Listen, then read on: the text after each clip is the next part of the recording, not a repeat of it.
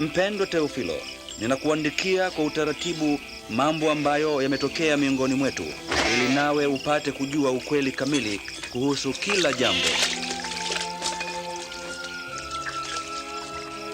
Wakati ambapo Kaisari Augusto alikuwa mtawala wa Roma na mtukufu Herode alipokuwa mfalme wa Yudea, Mungu alimtuma malaika Gabrieli kumtembelea bikira mmoja wa mji wa Nazareti. Jina lake bikira huyo aliitwa Mariamu.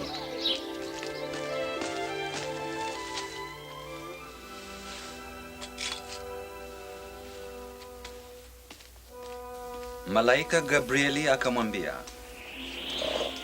usiogope Mariamu, kwa maana Mungu amekujalia neema.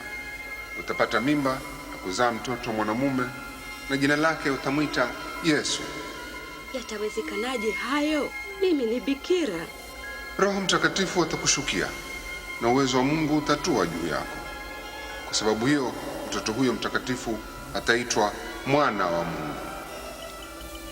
Kwa hiyo Mariamu alifunga safari hadi mji mmoja katika Yudea kumtembelea binamu yake Elizabeti, ambaye pia kwa njia ya ajabu alikuwa mjamzito.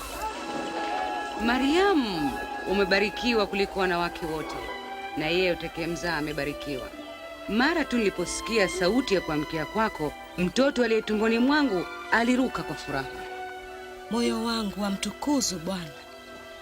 Roho yangu inafurahi kwa sababu ya Mungu Mwokozi wangu. Kia sasa vizazi vyote wataniita mbarikiwa.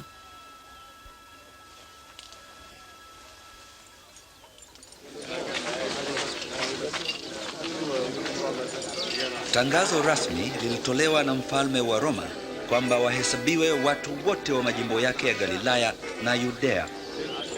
Ilimbidi kila mmoja kujiandikisha katika mji alikozaliwa.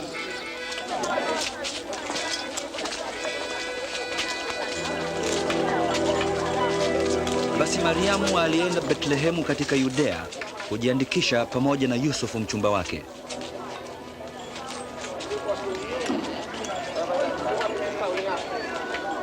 Lakini hawakupata nafasi nzuri ya wageni huko Bethlehemu, bali nafasi walioweza kupata ni katika banda la kulishia mifugo tu.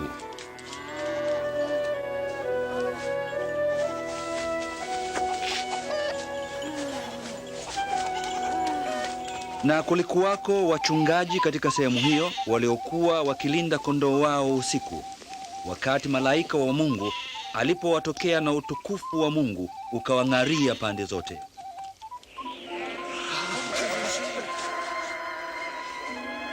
Hivi leo katika mji wa Daudi amezaliwa Mwokozi wenu, ndiye Kristo Bwana.